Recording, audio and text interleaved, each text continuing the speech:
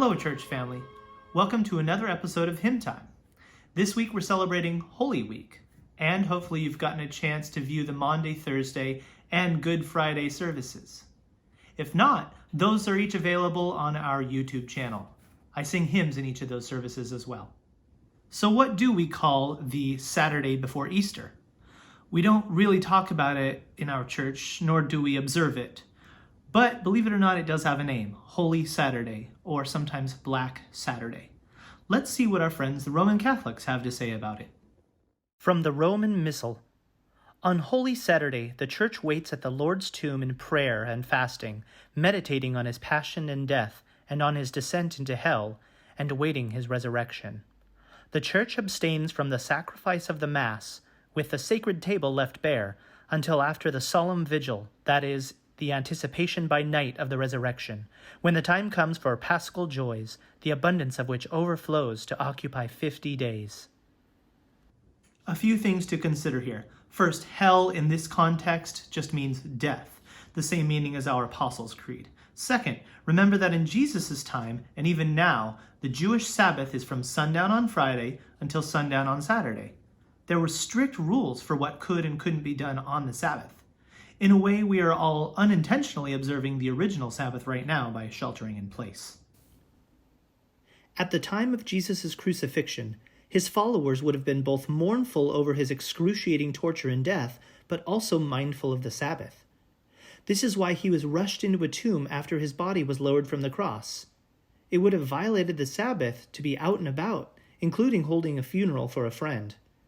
So while Jesus lay in state in the tomb, his friends, family, and disciples had no choice but to stay at home reflecting, grieving, and observing the Sabbath. On Sunday, the body could then be embalmed and properly buried. Of course, we know that never happened. Today's hymn, Be Still My Soul, reflects the waiting and reflection that we should observe, just as Jesus' followers did 2,000 years ago. Reflect not only on the sacrifice made, but on the reason it was made and the hope that it provides us.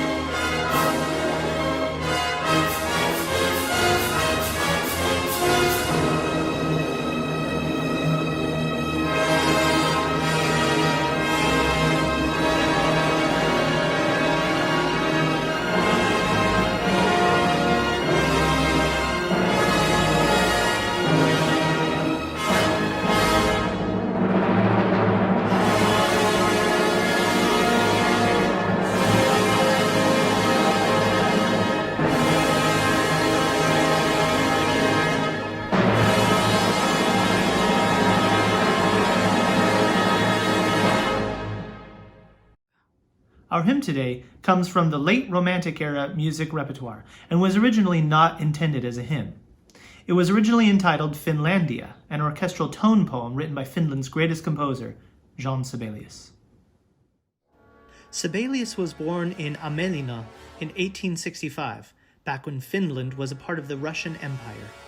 A lover of nature, Sibelius began piano lessons at age 7, then switched to violin, which he preferred. From 1885 to 1889, Sibelius studied music at the Helsinki Music Institute, now named the Sibelius Academy, then continued studying composition in Berlin, where he was exposed to the music of Beethoven, Brahms, Wagner, and Bruckner. It was during this time that Sibelius became infatuated with the mythology of Finland, collected in the 19th century epic poem Kalevala. Many of Sibelius's works are based on stories from the Kalevala, and it is regarded as Finland's most important literary work, responsible for helping to form its national identity. This national identity would be important in leading to Finland's independence from Russia in 1917. In 1899, at an ultra-nationalistic concert where Sibelius unveiled his first symphony, he also included tableaux from Finnish history. The final movement was called Finland Awakes, later revised and expanded, titled Finlandia. The piece was such a hit that in 1937, Sibelius allowed words to be written, turning the much-loved melody into a hymn. While the rabid nationalism of the late 19th century and early 20th century eventually led to World War I, it also gave rise to some of the most beautiful works of late Romantic music. I hope you enjoyed today's presentation, and don't forget to email me at music@firstpress-elcajon.org if you have comments, questions, or a suggestion for a hymn. Also, don't forget to join Pastor Kim and family live from her home tomorrow morning at 9:30 a.m. for Easter Sunday Worship Live. In the description below my video are some links to other Sibelius works, including Finlandia. I've also added a link to Krzysztof Penderecki's St. Luke's Passion. Penderecki was one of the most important and influential Polish composers of the last century, and he just passed away last week at the age of 86. This work is appropriate for this time, and it also honors a great composer.